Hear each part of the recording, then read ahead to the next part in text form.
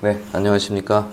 네, 오늘 얘기 드릴 거는 증여를 받게 됐을 때 단순히 증여세만 고민하는 경우가 많은데 사실은 이제 취득세도 중요하고 그 다음에 이 부동산을 보유함으로써 있는 보유세에 대한 부분도 이제 중요하기 때문에 오늘 그런 거에 대해서 얘기를 드리겠습니다. 자, 부모님 집을 증여받으면 취득세와 종부세는 어떻게 될까? 자녀에게 집을 증여하는 것은 상속보다 빠른 세대 이전 수단이 잖아요. 그렇죠? 증여세만 고려를 하면 실제 부담을 과소평가하게 되고요. 취득세와 종부세라는 두 가지 보유 단계에 세금이 동시에 영향을 미치기 때문입니다. 증여로 집을 받으면 취득세부터 발생한다. 네, 부동산을 증여받으면 증여세뿐 아니라 지방세, 취득세도 납부해야 되는데요. 취득세율은 3.5%입니다. 그러나 주택이용 보유주택수에 따라 중과세가 적용될 수 있어요. 특히 이제 조정 대상 지역인 경우 기존 보유주택수라든지 취득 시점이 이제 핵심 변수고요. 이렇게 되면 13.4%까지 나올 수가 있어요. 그래서 취득세에 대한 부분 반드시 고려를 해야 됩니다. 네, 그래서 증여는 시세가 아닌 감정가액 기준으로 이제 과세가 됩니다. 취득세는 증여 당시 공정시장가액으로 계산을 되면 이때 일반적인 시세가 아닌 감정평가 범위는 평가금을 기준으로 산정되는 경우가 이제 보통 많습니다. 증여를 할 때는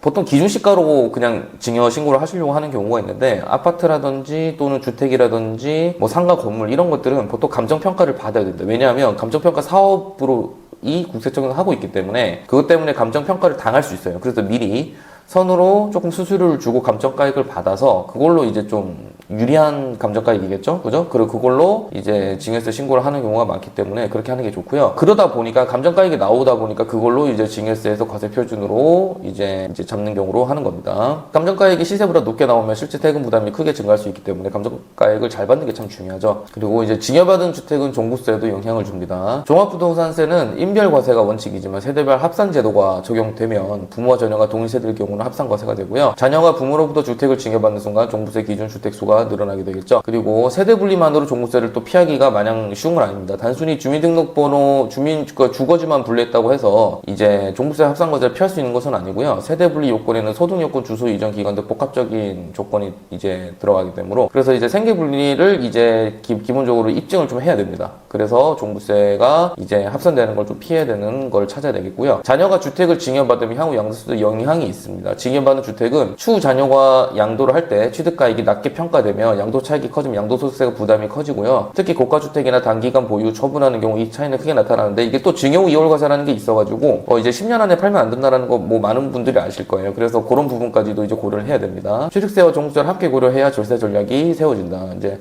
증여시 취득세, 증여세, 향후 양도세, 종부세까지 함께 계산을 해야 되고요. 한 가지 세금만 줄이려다가 전체 세부담이 오히려 증가할 수 있고 부모 자식 간 주택 증여는 매우 민감한 세금 구조를 가진 절차입니다. 그리고 부모님 집을 증여받을 때는 종합적인 세금 검토가 필요합니다. 그래서 이제 이런 것들을 다 이제 고려를 해서 계산해야 되기 때문에 시뮬레이션을 좀 돌려봐야 돼요. 이제 평가 금액이 시가평가가 어떻게 나오는지 이 방법이 싼지 저 방법이 싼지 절세 방법을 좀 찾아야 되고요. 그때 취득세, 종부세까지 다 같이 고려를 해봐야 됩니다. 네, 오늘 여기까지 얘기 드리겠습니다. 감사합니다.